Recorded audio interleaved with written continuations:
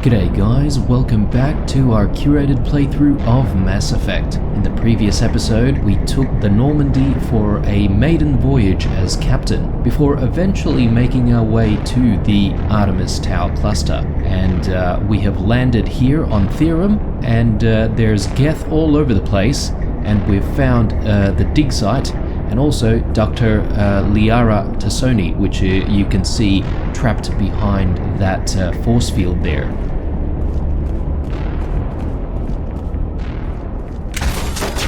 Oh crap, looks like the Geth are dug in here, so let's see if we can clear them out. Nice use of our new skill there, assassination, which is very, very powerful. Okay, so let's make our way down. Now what we're going to want to do in this part of the mission is we're trying to figure out a way to release Dr. Tassoni from that force field, so she sort of... Sorry guys, let me just deal with these Geth.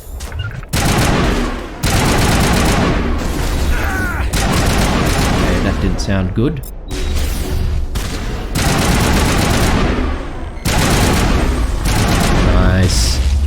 Nice bit of a flank there on the right hand side. Alright, let's use Carnage.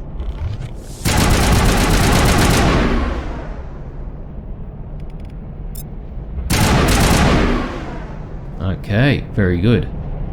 Is that it? That's the last of them. Okay, very good.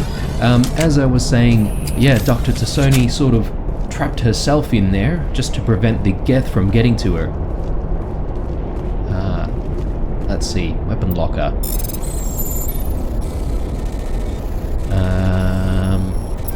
Wait for a little bit.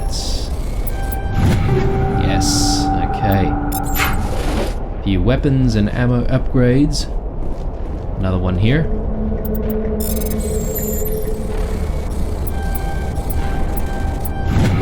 That was a pretty easy one. Yeah, it's good to have Tali with us, because she has most of the decryption skill and hacking skill, so we should be able to access most things and loot all the stuff. Now, I don't see any other pathway here. There's this mining laser over here. We might be able to dig our way through and get to Liara that way, so let's activate this thing. Enter override sequence.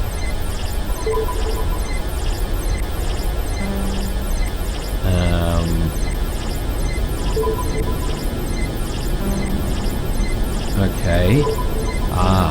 I get it. So, just need to keep entering the sequence till we get it right.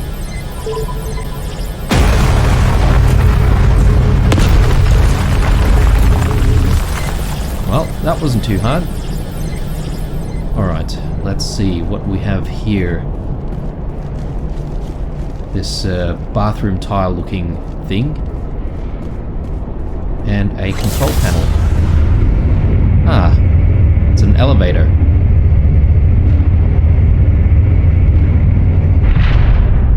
And here we are, right behind her. Oh, how did you get in here? I didn't think there was any way past the barrier. We have to get you out of here before more Geth arrive. Yes, you're right. I've seen enough of them to last a lifetime. That button should shut down my containment field.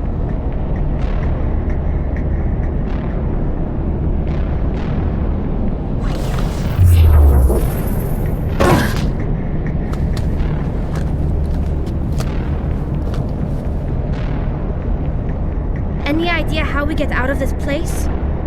There is an elevator back in the center of the tower. At least I think it's an elevator. It should take us out of here. Come on! I still cannot believe all this. Why would the Geth come after me? Do you think Benezia's involved? Saren's looking for the conduit. You're a Prothean expert. He probably wants you to help him find it. The conduit, but I don't know. Doesn't sound good. What the hell was that? These ruins are not stable. That mining laser must have triggered a seismic event. We have to hurry. The whole place is caving in. Joker, get the Normandy airborne and lock in on my signal. On the double, mister. Aye, aye, Commander. Secure and away. ETA 8 minutes. He needs to move faster. Alright. This elevator's actually going pretty high up. We've actually made it quite far into the ground.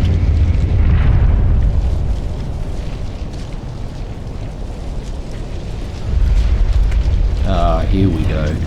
Here's trouble.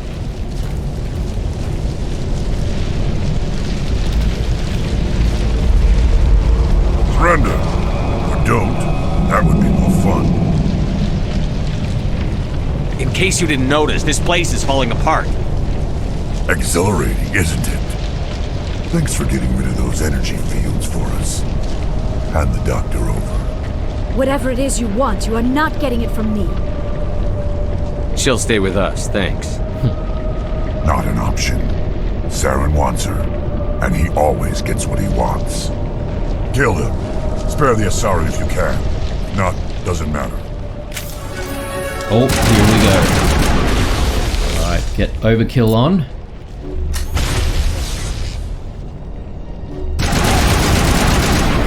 Nice. Oh, crap. Recharge our shields.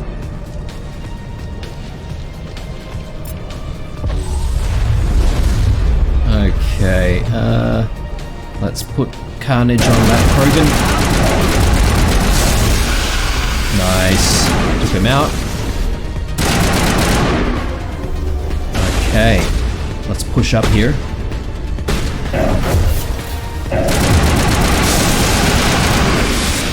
Very good. Oh, that wasn't too bad.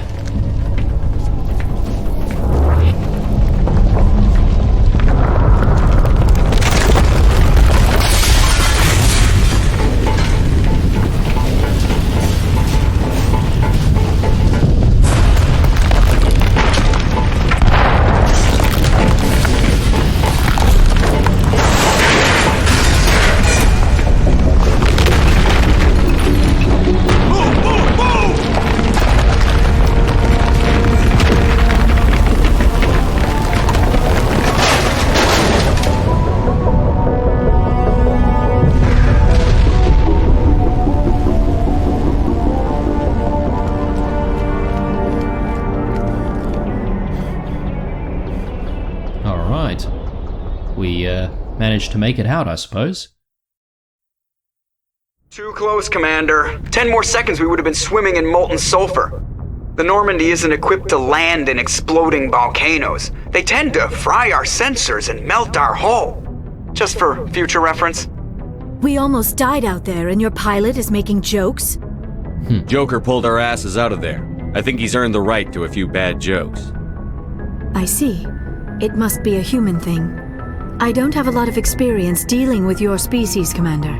But I am grateful to you. You saved my life back there, and not just from the volcano. Those Geth would have killed me or dragged me off to Saren. What did Saren want with you? Do you know something about the conduit? Only that it was somehow connected to the Prothean extinction. That is my real area of expertise. I have spent the past 50 years trying to figure out what happened to them. How old are you exactly? I hate to admit it, but I am only 106. Damn! I hope I look that good when I'm your age. A century may seem like a long time to a short-lived species like yours, but among the Asari, I am barely considered more than a child. That is why my research has not received the attention it deserves. Because of my youth, other Asari scholars tend to dismiss my theories on what happened to the Protheans. I've got my own theory on why the Protheans disappeared. With all due respect, Commander, I have heard every theory out there. The problem is finding evidence to support them. The Protheans left remarkably little behind. It is almost as if someone did not want the mystery solved. It is like someone came along after the Protheans were gone and cleansed the galaxy of clues. But here is the incredible part. According to my findings, the Protheans were not the first galactic civilization to mysteriously vanish. This cycle began long before them. Where'd you come up with this theory? I thought there wasn't any evidence. I have been working on this for 50 years. I have tracked down every scrap and shred of evidence. Eventually, subtle patterns start to emerge, patterns that hint at the truth. It is difficult to explain to someone else. I cannot point to one specific thing to prove my case. It is more a feeling derived from a half-century of dedicated research. But I know I'm right, and eventually I will be able to prove it. There were other civilizations before the Protheans. This cycle has repeated itself many times over. What cycle? What are you talking about? The galaxy is built on a cycle of extinction. Each time a great civilization rises up, it is suddenly and violently cast down. Only ruins survive. The Protheans rose up from a single world until their empire spanned the entire galaxy. Yet even they climbed to the top on the remains of those who came before. Their greatest achievements, the mass relays and the Citadel, are based on the technology of those who came before them.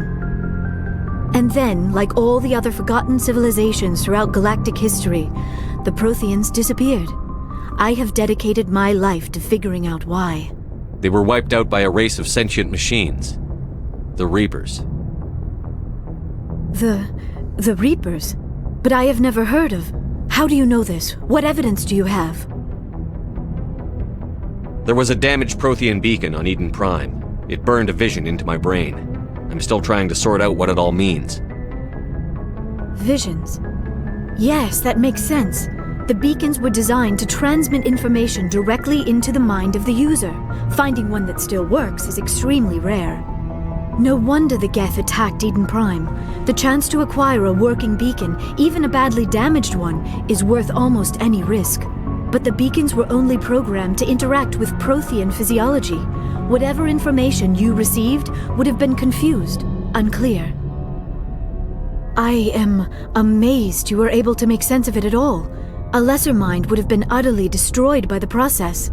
You must be remarkably strong-willed, Commander. Okay, this isn't helping us find Saren or the conduit. Of course, you're right. I am sorry, my scientific curiosity got the better of me. Unfortunately, I do not have any information that could help you find the conduit, or Saren. I don't know why Saren wanted you out of the picture, but I think we'll be a lot better off if we bring you along. Thank you, Commander. Saren might come after me again. I cannot think of anywhere safer than here on your ship. And my knowledge of the Protheans might be useful later on. And her biotics will come in handy when the fighting starts. Good to have you on the team, Liara. Thank you, Commander. I am very grateful. Oh, I am afraid I am feeling a bit lightheaded. When was the last time you ate or slept? Dr. Chakwa should take a look at you. It is probably just mental exhaustion, coupled with the shock of discovering the Protheans' true fate. I need some time to process all this. Still, it could not hurt to be examined by a medical professional. It will give me the chance to think things over. Are we finished here, Commander? We can talk again after you've seen the doctor. The rest of you, dismissed. Mission reports are filed, Commander. You want me to patch you through to the Council? Patch him through, Joker. Setting up the link now, Commander. We've received your report, Commander. I understand Dr. Tassoni is on the Normandy. I assume you're taking the necessary security precautions. Liara's on our side. The Geth were trying to kill her. Benezia would never allow Saren to kill her daughter. Maybe she doesn't know. Or maybe we don't know her. We never expected she could become a traitor. At least the mission was a success. Apart from the utter destruction of a major Prothean ruin. Was that really necessary, Shepard? The Geth were crawling all over those ruins. We were lucky to make it out alive. Of course, Commander. The mission must always take priority. Good luck, Commander. Remember, we are all counting on you. Bit ungrateful, aren't they? Anyway, Liara's finally joined the crew, so we'll be able to use her as a companion in a lot of the missions moving forward. Let's have a read of one of the codexes here, because I think there's a little bit more on the Protheans. So, the Prothean beacon downloaded its knowledge into Lieutenant Commander Shepard on Eden Prime, causing confusing dreams and visions. While the imagery is becoming clearer with time, the meaning of the beacon communication remains elusive. It has been suggested that Prothean data recording is highly dependent on a certain point of view. what Carl Jung describes as the collective unconscious. The cipher needed to comprehend the images planted in Shepard's mind is the cultural knowledge of a Prothean, the archetypes, biological instincts, and common experiences universal to the race. Since the Protheans have been dead for a millennia, it may be impossible to acquire this cipher. Interesting. Alright, well, I think at this stage, we might make our way back to the Citadel and see if we can complete a few of the missions there. Before we do that though, I think it might be worth having a chat with some of the crew, just to see where everyone's at.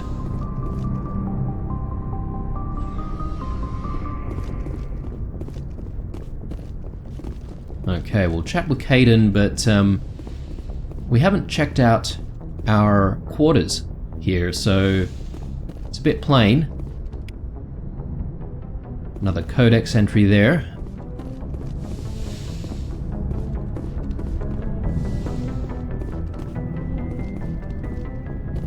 Alright. Hey, Kaidan. Anything you need, Commander? What's your opinion on the last mission? Dr. Tassoni. Seems like a sweet girl. Easy on the eyes. Ah. I mean, if you like the bookish sort. Any intentions there, Lieutenant? No, Commander. Just art appreciation. Sure. Just trying to get a sense of where the crew's at. Thoughts? Is this an official evaluation, Commander? Or off the record? Alenko, when it's just you and me, you can consider it off the record. That's a generous attitude. Okay. I think there's something wrong with all this. This Saren is looking for records on some kind of galactic extinction, but we can't get backup from the Council? Sorry, Commander. There's writing on the wall here, but someone isn't reading it. The Council doesn't want to believe anything's wrong. I'd call it human nature, but... I hear you. It just seems like a group that's been around as long as the Council should see this coming. Sorry if I got too informal. Protocol wasn't a big focus back in Bot. Tell me about it. Biotic acclimation and temperance didn't last past the airlock. To the kids they hauled in, it was brain camp. Sorry, hauled in is unkind. We were encouraged to commit to an evaluation of our abilities so an understanding of biotics could be compiled. There are worse results of accidental exposure to Element Zero in the womb. Beats the brain tumors some kids grew up with. Is there some question about how you were exposed? My mother was downwind of a transport crash. It was before there were human biotics, a little after the discovery of the Martian ruins. It only gets iffy around 63 when Kinetics was running out of first-gen subjects. Until then, they'd relied on accidentals. A bunch of guys in suits show up at your door after school, and next thing you know, you're out on Jump Zero. Jump Zero is Gagarin Station, right? What's it like? Yeah, that's the official name. Biggest and farthest facility we had for decades, right on the termination shock, the outer edge of the solar system. It's where they did all the Goose Chase FTL research before we caught on to using mass effect fields. It was a sterile research platform when I was there. There were other kids in the same boat, right? At least you weren't alone out there. That's true. We did have a little circle that'd get together every night before lights out. We didn't have much to do, though. It was a research platform then, and Kinetics kept Jump Zero off the extranet to prevent leaks. Then you must have had plenty of time to get to know each other. Yeah, we'd sit around and bull every night after dinner, play cards or network games. There was this girl named Rana, who had a little circle grow up around her. She was from Turkey. Her family was very rich, but she was smart and charming as hell. Beautiful. But not stuck up about it. I think you'd have liked her. Sounds like she was special to you. She was. Maybe she felt the same. But things never felt together. Training, you know. You know of any intentional exposures for certain? No one knows. Doesn't mean they didn't happen. As big as the exposures were, it was hard to track down accidentals. It was different then. No one knew the potential, so there wasn't a lot of regulation. Anything Kinetics did was gold. I'm not saying they intentionally detonated drives over our outposts, but in retrospect, they were damn quick on the scene. Jump Zero's a long way from home. What was it like? The grand gateway to humanity looks a lot better in the vids. But that's my own baggage, Commander. No bearing on this. Alenko, there's no regulation that says you can't be friends with your commander. I appreciate that, Commander. I just don't want you to think that I'm a whiner. Besides, I've got my past squared away. Much respect, Kaidan. Yeah, interesting. So he's basically one of the first ever human biotics. We learnt quite a bit there. Let's take a look at biotics. No, not that one. I think there's a primary one. Biotics is the ability of rare individuals to manipulate dark energy and create mass effect fields through the use of electrical impulses from the brain. Intense training and surgically implanted amplifiers are necessary for a biotic to produce mass effect fields powerful enough for practical use. The relative strength of biotic abilities varies greatly among species and with each individual. There are 3 branches of biotics. Telekinesis uses mass-lowering fields to levitate or impel objects. Mass-raising kinetic fields are used to block or pin objects. Spatial distortion uses rapidly shifting mass fields to shred objects. Most organic species are capable of developing biotic abilities, though there are risks involved. Biotics are the result of an in utero exposure to element 0. This usually causes fatal cancers in the victim, but in rare cases, it coalesces into nodules within the fetus's developing nervous system. That's some X-Men shit right there. Alright, let's see. And let's learn about the amps, actually. Biotic amps. Biotics manipulate mass effect fields using dozens of element 0 nodules within their nervous systems that react to electric stimuli from the brain. Amplifiers allowed biotics to synchronize the nodules so they can form fields large and strong enough for practical use. Amplifiers can improve a specific discipline or talent. An implant is a surgically embedded interface port into which amps are plugged in.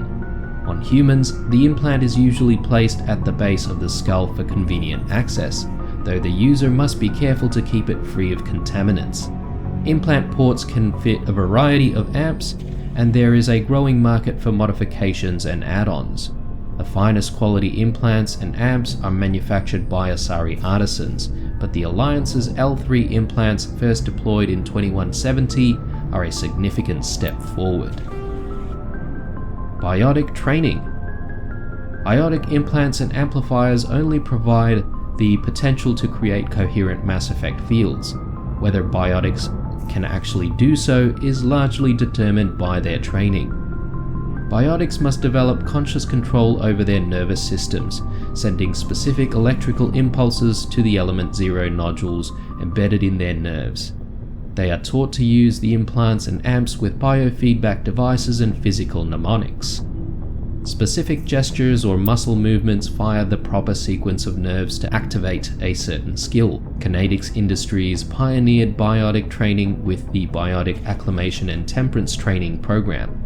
Although BART did not achieve the desired results, many techniques taught are still used today. Many human think tanks are trying to develop some form of biotic super soldier. Most are benign efforts to create more flexible troops. Others, less publicly known, are unapologetic attempts to create Nietzschean supermen. And I think we have an entry on some of the locations mentioned. Gagarin Station, which Kaidan was actually training in. Gagarin being named after Yuri Gagarin, the first man to make it to space. Gagarin Station is the largest deep space station built by humanity, a Bernal sphere design with a 500 diameter habitable area. It was constructed beyond Pluto, nearly 80 astronomical units or 12 billion kilometers from Sol. Moving crew and material to this location bankrupted most of its backers. Gagarin was placed at the inner edge of the heliopause, a point at which the solar wind can no longer push back the interstellar medium. It was built to test a number of faster-than-light drive principles that theoretically could only occur in interstellar space. The station was nicknamed Jump Zero as it was intended to be the jumping-off point for humanity's expansion into the galaxy. Shortly after the station was completed, the Prothean ruins were discovered on Mars, rendering the entire effort moot. After struggling to make a profit for a decade, Gagarin was sold to the Systems Alliance in 2159 for a fraction of its construction costs. The Alliance refurbished it as a research and training center for the recently discovered biotic phenomenon. In 2169, the Biotic Acclimation and Training Program was shut down, and Gagarin became a general research facility. Its remote location and intentional isolation from the extranet makes it a popular and for dangerous research, particularly in the field of artificial intelligence. Humanity's first stable AI, the Alliance-sponsored ELIZA, achieved sapience at Gagarin in 2172. Today, Gagarin Station has a permanent population of approximately 9,000. A plan has been proposed to move it to the gravitationally stable Barry Center point between Pluto and the Charon Relay, allowing it to serve as a gateway facility between the Sol and Arcturus systems. The high cost of safely moving its mass has delayed this indefinitely. And now that we've heard about the Arcturus systems, let's hear about Arcturus Station. Arcturus Station is the gateway to Sol, a 5-kilometer diameter standard Taurus-type space station at the trailing Lagrange point of the gas giant Themis. Construction on Arcturus Station began in 2151 and concluded in 2162. It was inaugurated in 2156 and has served as the military and political headquarters of the Systems Alliance from the First Contact War until present. When humanity activated the Charon mass relay in 2149, it led to Arcturus, 36 light-years from Sol, Earth's sun. Arcturus is the third brightest star seen from Earth. It is an ancient red giant from the generation born before Sol. Its worlds are either gas giants or ice chunks.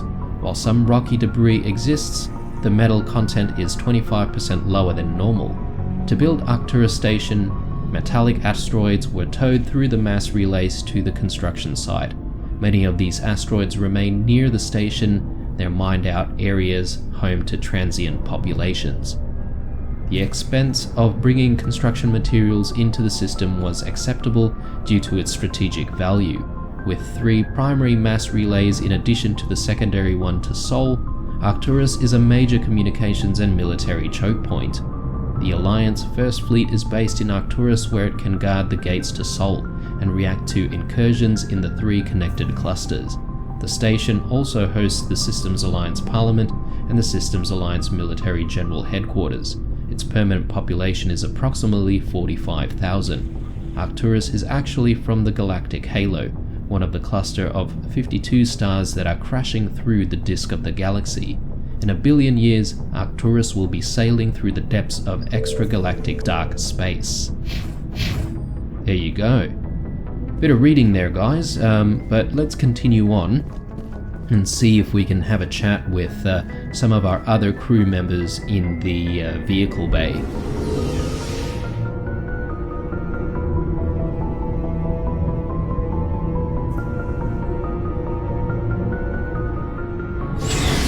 Okay, might have a chat with the requisition officer. Looking for supplies? Let's see what he's got. Let's see what you've got. You bet, Commander. Alright, we do have a bit of money to spend. Let's see. Yeah, we could buy some of these things, but maybe we should just save our money for now. I sort of really only want to spend stuff on endgame items if we can, but we'll see. Let's go speak to Ash. What's going on, Ash? Commander, you have a minute to talk? I keep an open door policy. If you have any concerns, lay them on me. All right.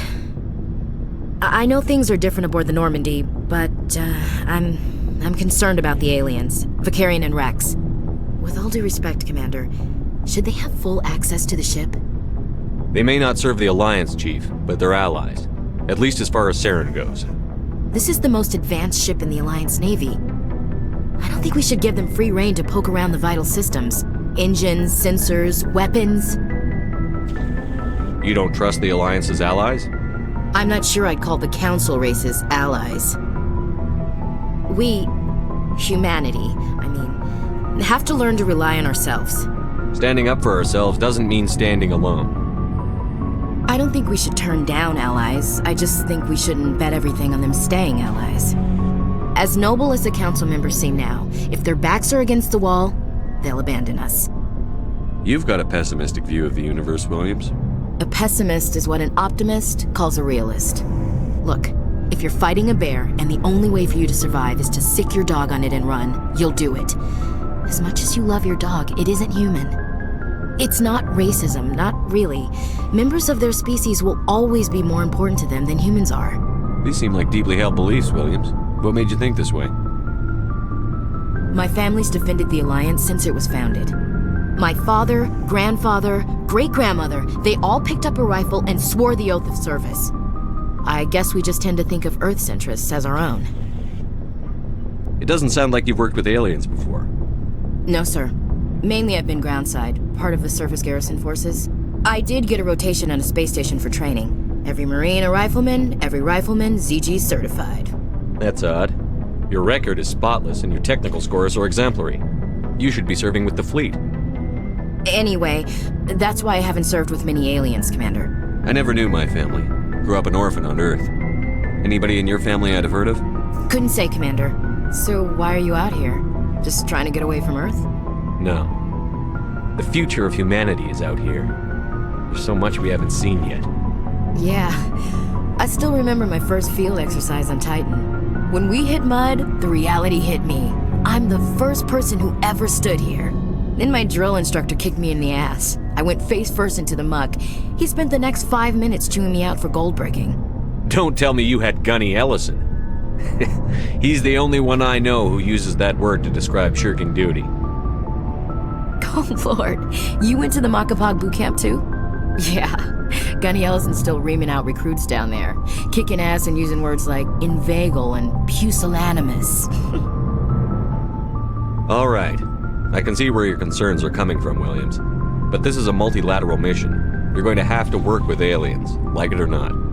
It won't be a problem, Commander. You say jump, I say how high. You tell me to kiss a Turian, I'll ask which cheek.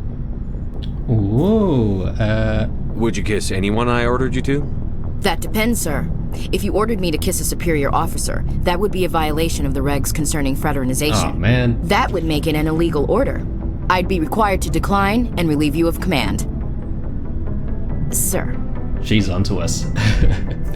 What's your opinion on the last mission? Not sure I buy Dr. Tassoni's story about her and her mom not talking. They're family, right? I think she's being straight with us. Or at least, I don't think she lies very often. Yeah, she's probably really bad at it. Too bad those ruins got destroyed. I mean, they lasted thousands of years. That's impressive. We'll talk later, Williams. Looking forward to it, sir. Okay, well, that was a good chat. I'd equip some of our companions' stuff here. I'm gonna take Williams on the next sortie. So, let's see. Can upgrade. So we've given her a better assault rifle, given some better upgrades here. Okay, that looks good. I don't think we've picked up any new armor. Well, I mean, there's new armor, but nothing really worth switching to. Let's give her a scimitar. Nice. Okay, and let's also bring Tali on the next one, so let's see. Yeah, she can probably take a better shotgun. Storm 3? Yeah. Yeah, Storm 3, I think. Alright, and we'll give her an upgrade.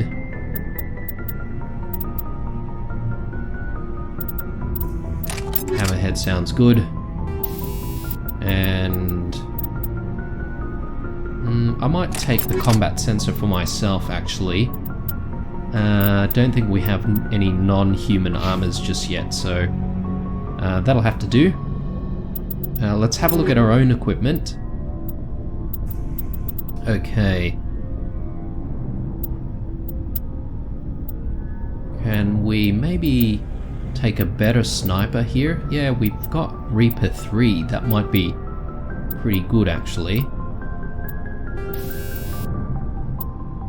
Maybe we can give an upgrade on there. Maybe not high caliber, because that might actually reduce the damage output. And we could probably put hammerhead rounds 2. Yeah, okay, that looks good. We have got combat sensors too. Great. And yeah, as I said, no good armors just yet. Might actually spend some points here for our skills. Let's max out Charm. And let's see. We don't have any heavy armors just yet, so I might hold off. Maybe one more into sniper rifles. Okay. Let's have another chat with Rex. So, we've got Saren on the run. It won't be long now. Saren's good, but I'm better. Good? He's rotten. To the core. I could tell as soon as I met him. Why didn't you tell me this sooner? I would have if I thought it was important. I think I'd like to hear about it just the same. This was a while ago. A bunch of mercs were bragging about a job out near the edges of the Terminus systems. They said it paid well and the boss was never around to ride them. They said he was looking for more men, too. So I checked it out. I didn't know Saren was openly recruiting mercs. It wasn't that open, and he only showed his face once. We'd been raiding ships in the area for months when we took out this massive cargo freighter. Our biggest haul yet. I was on board checking bodies for valuables, looking for some extra credits. That's when I saw him. What did Saren want with the ship? I don't know what he wanted. He was just moving through the ship, watching. A couple of the mercs called him by name, but he never spoke to them. Never spoke to anyone. I had a really bad feeling about him, so I got the hell out. Didn't even wait to get paid. What kind of cargo was the freighter carrying? What was Saren after? I don't know. All I saw on that ship was food and medical supplies. There were some basic weapons, but nothing big. If there was anything of value on that ship, I didn't see it. That's why I didn't mention it sooner. Whose ship was it? There was a Volus trading vessel. Big one. Lots of guards. But they were no match for us. That's the only time you saw him? Yeah. Didn't even know who he was. Still wouldn't if I hadn't joined up with you. But my instincts were right. Every other merc on that mission turned up dead within a week. Every damn one. So long, Rex. Shepard. Alright, interesting. While we're here, let's take a quick look at the codex entry for the genophage, which affects all of the Krogan. Here it is. Genophage. The genophage bioweapon was created to end the Krogan rebellions. From the start, the Krogan had overwhelmed the Council. Only timely first contact with the Turians saved the Council races. The Turians fought the Krogan to a standstill, but sheer weight of Krogan numbers indicated that the war could not be won through conventional means. The Turians collaborated with the Salarians to genetically engineer a counter to the rapid breeding of the Krogan. The genophage virus gained the energy to replicate by eating key genetic sequences. Every cell in every Krogan had to be altered for the weapon to be foolproof. Otherwise, the Krogan could have used gene therapy to fix the affected tissues. Once a genophage strain could find no more genes to eat, it would starve and die, limiting spin-off mutation and contamination. This created genetic flaw is hereditary. The Salarians believed the genophage would be used as a deterrent, a position the Turians viewed as naive. Once the project was completed, the Turians mass-produced and deployed it. The Krogan homeworld, their colonies, and all occupied worlds were infected. The resulting mutation made only 1 in 1,000 Krogan pregnancies carry to term. It did not reduce fertility, but offspring viability. The rare females able to carry children to term became prizes the Krogan warlords fought brutal battles over.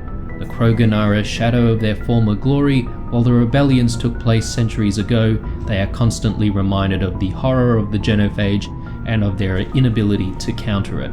The release of the genophage is still controversial, bitterly debated in many circles. Alright, well, let's quickly check out the engine room, I suppose.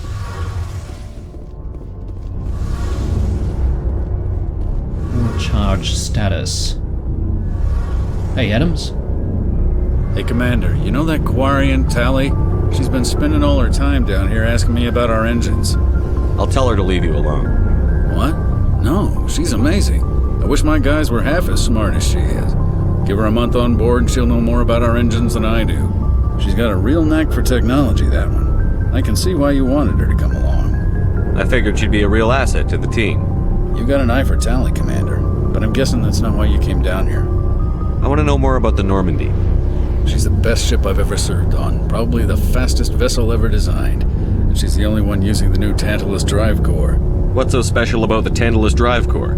Proportionally, it's about twice the size of any other vessel. Not only are we faster, we can run at FTL speeds longer before we have to discharge the core. Fill me in on the IES stealth systems. How does it work exactly? You can't hide a ship out in space. They emit too much heat and radiation, too easy for sensors to pick them up, unless you find a way to capture those emissions.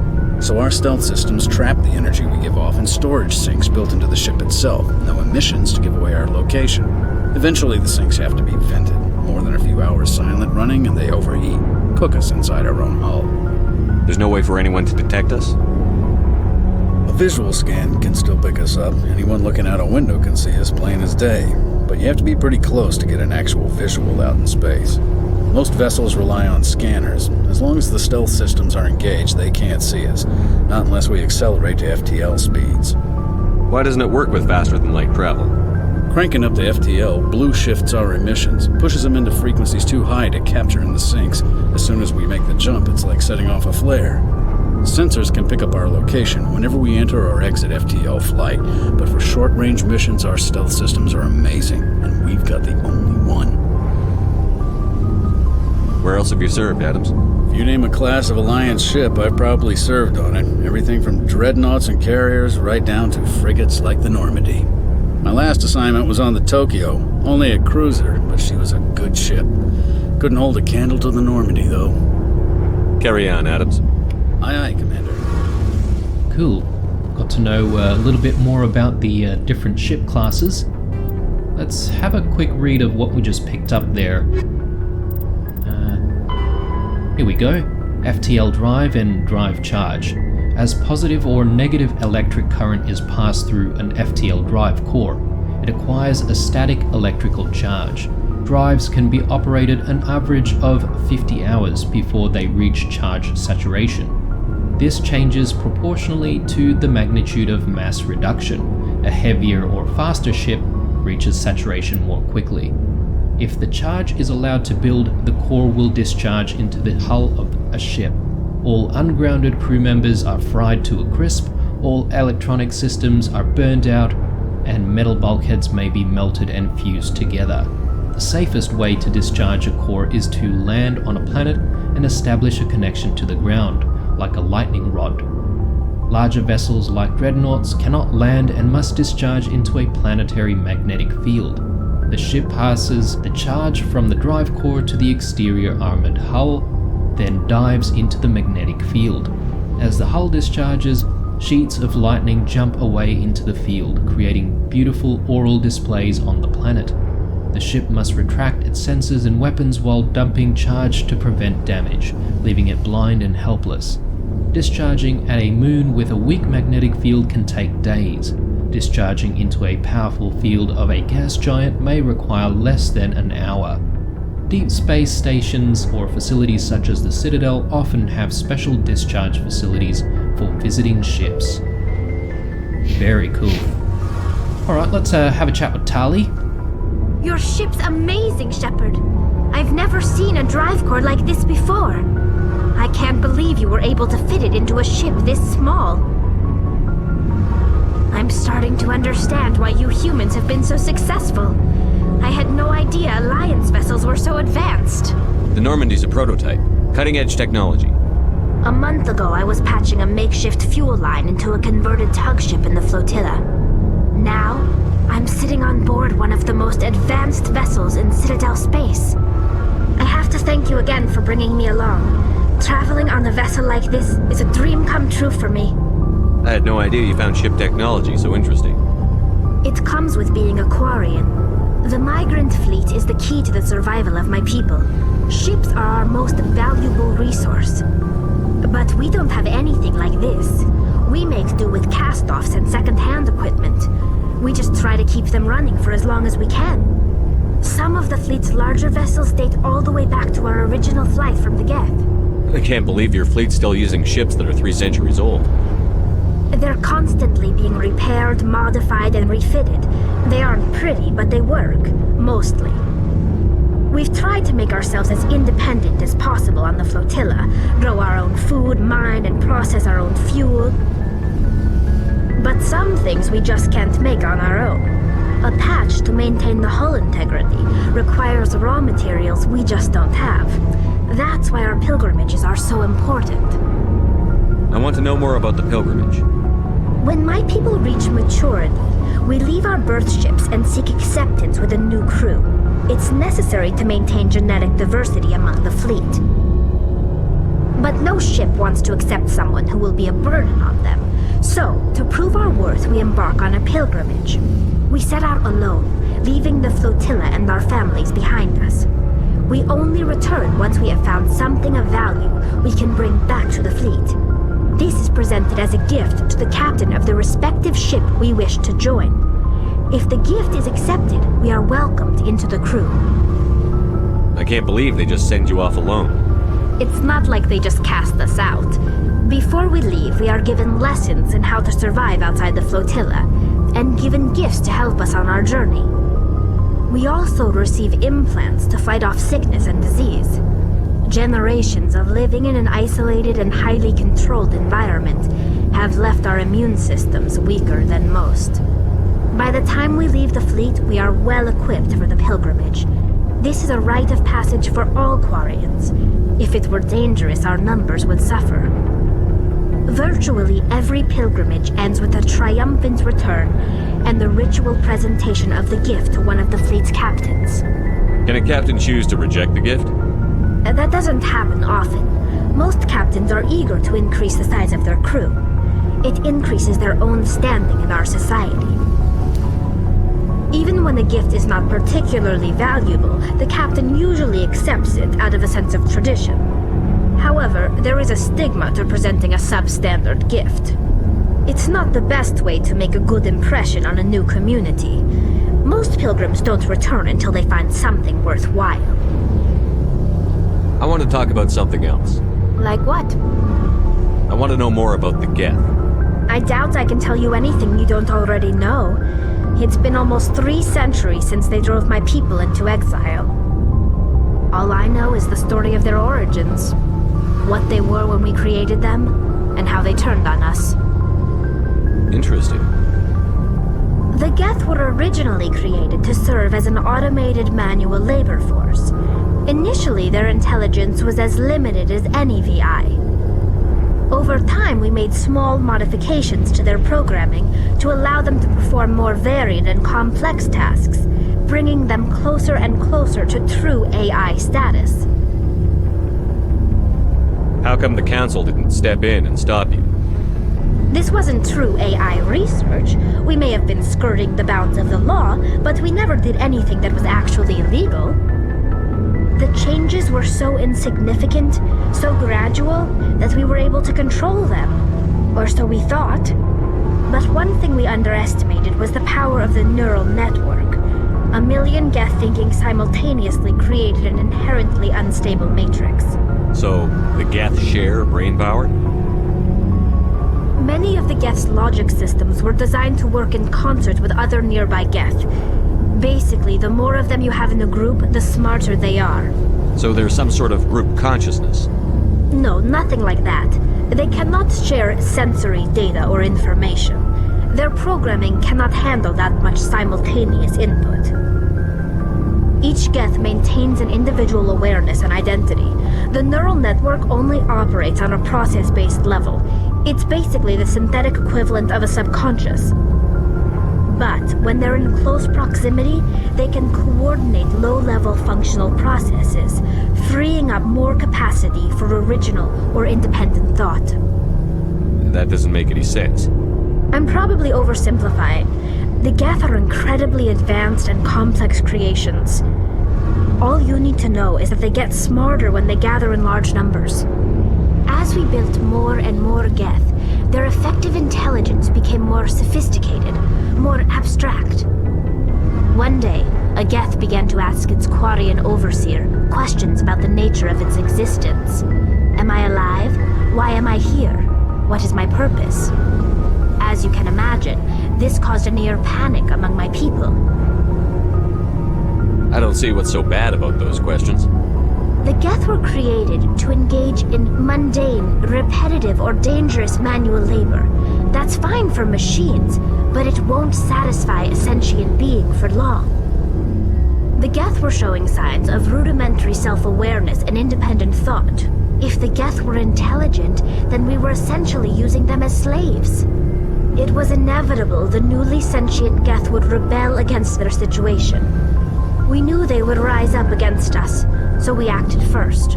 A general order went out across all Quarian-controlled systems to permanently deactivate all Geth. The Geth responded to this order violently. You can't blame them for fighting for their survival. We had no other choice. The Geth were already on the verge of revolution. By acting quickly, we had a chance to end the war before it began. The hope was that most of the Geth would still be little more than machines, incapable of organized resistance. But they had progressed much further than anyone anticipated. The war was long and bloody. Millions upon millions of Quarians died at their hands. In the end, we were forced to flee our own homeworld. We feared the Geth would pursue us, but they never came beyond the Veil. Now we drift through space, exile, searching for a way to reclaim what was once ours. Gives me Matrix vibes, actually. I should go. See you later. Rise of the machines. We learnt quite a bit from Tali there about the Quarians and the Geth, so let's actually have a quick read through some of our codexes here. So, here we go. Yep, new Geth units, so armatures. Armatures are quadruped all-terrain heavy weapons platforms akin to the armored fighting vehicles of other races. Geth being synthetic intelligences, armatures are not crude vehicles but intelligent entities capable of independent decision-making and learning. Armatures are equipped with heavy kinetic barriers. Their main cannon, mounted on the articulated head turret, appears to be highly efficient conventional mass accelerators. It is capable of firing in anti-personnel and anti-tank modes. Some armatures carry drones into battle, presumably for reconnaissance purposes. Others host a swarm of insect-sized repaired microbots. Hoppers. The Geth models, collectively dubbed Hoppers by Alliance forces, are electronic warfare platforms. They can project electromagnetic radiation across broad spectrum as an offensive weapon. They can also perform cyber warfare attacks against the onboard computers of body armor, hard suits, and weapons, adversely affecting their performance. The structure of Hoppers consists of an advanced and highly elastic artificial muscle material. This allows a Hopper to compress its entire body for powerful leaps. Hoppers also have thousands of molecule-scale barbs on the surface of their hands and feet, which are used to cling to walls and ceilings. Hoppers are very difficult targets, leaping from one surface to another in rapid succession. The Quarians have no record of any Geth models similar to Hoppers. This new morphotype must have been developed over the last 300 years by the Geths themselves. This is troubling proof that the Geth are continuing to move towards technological singularity. Experts in synthetic life are intrigued that Hoppers appear to be even more organic than the baseline Geth. The identified subtypes of Hopper have been codenamed Sapper, Stalker, and Ghost. Alright, and we learnt a little bit more about the Quarians, so let's have a read of their society here. So, firstly, Migrant Fleet. The Migrant Fleet is the largest concentration of starfaring vessels in the galaxy. Sprawling across millions of kilometers, it can take days for an entire fleet to pass through a mass relay. When the Quarians fled their homeworld, the fleet was a motley aggregation of fighters, shuttles, industrial vessels, and the odd warship. After 3 centuries, all have been modified to support larger crews as comfortably as possible. As the Quarians achieved stability, they began weeding out the ships least suitable for long-term habitation, selling them and pooling the money to buy larger and more space-worthy hulls. This process is ongoing as vessels wear out and break down. While some ships enjoy dedicated cabins with full privacy and sanitary facilities, many more are former freighters whose cargo bays and containers are pressurized and divided into family spaces using simple metal cubicle bulkheads. The Quarians enliven these austere spaces with colorful quilts and tapestries, which also help muffle sound. The day-to-day operations of the fleet, traffic control, station keeping, supply, distribution, and so on, are under military jurisdiction. Though ship captains have the authority to deviate from their assigned positions and may leave the fleet at any time, they are assumed to do so at their own risk. As the Migrant Fleet moves around the galaxy, many ships split off to pursue individual goals, returning days or even years later. Right. And let's read about the Quarian economy. The Migrant Fleet has little economic base, operating in a state of perpetual hand-to-mouth. While Quarian ships include light manufacturing and assembly plants, they lack heavy industries such as refining and shipbuilding. The fleet has tankers for water purification and oxygen cracking, but the space-intensive nature of agriculture limits food production. A single disaster could destroy the fragile balance. The Quarians earn income in creative ways. Because the government is obliged to provide food, water, air, and medical support for every individual, the Conclave strategically determines the course of the fleet to bring in resources and income. The species who suspects the Migrant Fleet is headed towards their space often offers a gift of surplus starships, fuel, and resources to convince the Conclave to alter course. As the fleet passes through a system, swarms of mining vessels work over asteroids for metals and siliceous materials and cometary bodies for water ice and organics. Quarian miners are adept at locating and strip mining spaceborne resources. This sparks conflict with corporations already working the system. Large mining concerns spend millions on lobbyists and public relations portraying the Quarians as locusts, devouring the resources of a system before moving on. The greatest asset of the Quarians is their rarefied skills. Most are experienced miners due to their life of perpetual salvage and repair. They are skilled engineers and technicians. More than once, the very corporations that lobby against the Quarians have made backroom deals with the fleet, arranging for skilled Quarians to fill space engineering jobs that other species would demand higher wages for. Quarians are widely hated among working classes. The Quarians are coming to take our jobs. is a common response to the fleet's approach. Oh my goodness. It's a bit of a social commentary, isn't it? Do feel bad for the Quarians, though. Now, one person we haven't really spoke to is Garrus, so let's have a chat with him. Commander, nice work out there. I knew working with the Spectre would be better than life at CSEC. Have you worked with a Spectre before? Well, no, but I know what they're like. Spectres make their own rules. You're free to handle things your way. At CSEC, you're buried by rules. The damn bureaucrats are always on your back. For the most part, the rules are there for a reason. Maybe. But sometimes it feels like the rules are only there to stop me from doing my work. If I'm trying to take down a suspect, it shouldn't matter how I do it, as long as I do it. But CSEC wants it done their way. Protocol and procedure come first. That's why I left. So you just quit because you didn't like the way they do things? There's more to it than that. It didn't start out bad, but as I rose in ranks, I got saddled with more and more red tape. CSEC's handling of Saren was typical. I just couldn't take it anymore. I hate leaving. I hope you made the right choice. I'd hate for you to regret it later. Well, that's sort of why I teamed up with you. It's a chance for me to get off the Citadel, see how things are done outside CSEC. Either way, I plan to make the most of this. And without CSEC headquarters looking over my shoulder, well, maybe I can get the job done my way for a change. If getting the job done means endangering innocent people, then no. We get the job done right, not fast. Got it? I wasn't trying to. I understand, Commander. Damn. Shepard there with his foot down.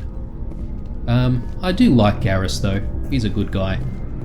One species that doesn't make it into our companion list is the Salarians. We actually did pick up a codex entry for them in the form of a coin. Here it is, League of One. Before they joined the Citadel Council, the Salarians' most potent military tool was a small reconnaissance team known as the League of One. Their primary training was in espionage and assassination. Never more than a dozen strong, the team was adept at infiltrating the tightest defenses and eliminating all necessary obstacles. Only a few top members of the government and military were privy to the League's identities. League members wore no distinguishing garments and held no particular rank. The only evidence of their participation in the League was a small medallion presented to each member upon induction. This secrecy was maintained until the formation of the Council. In an effort to dispel rumors and appease their new Asari partners, the Salarian Union released all classified documents pertaining to the League. The League of One was suddenly exposed and in danger of being hunted by enemies of the Salarians. Before any harm could be done, the team mysteriously disappeared.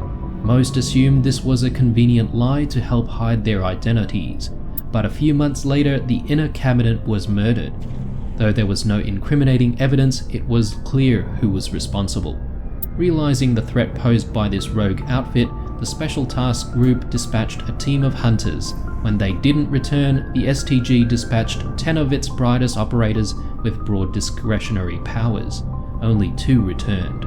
They reported no evidence of the League. No further incidents were reported and it was assumed the League was wiped out. Some recently declassified documents, however, have suggested there may have been a 13th member who's eluded the Salarian military. Very cool.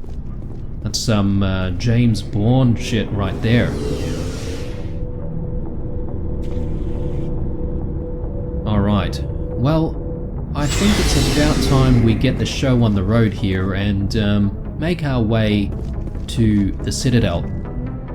And hopefully we should be able to complete a few of the missions that we have going on at the Citadel before progressing the story a little bit more.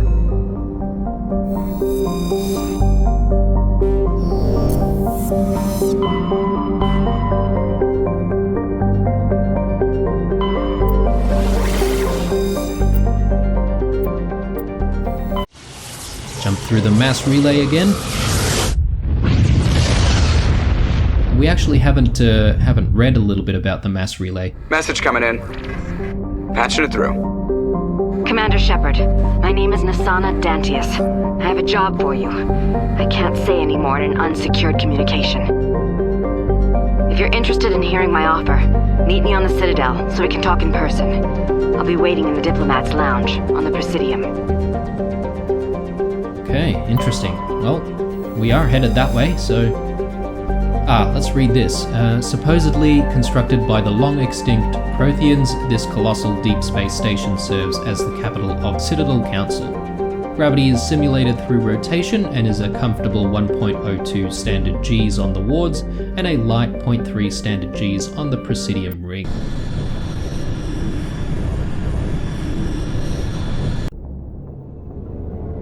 Alright, so here we are, back at the Citadel, and I think this is a pretty good time to have a little bit of a break, guys.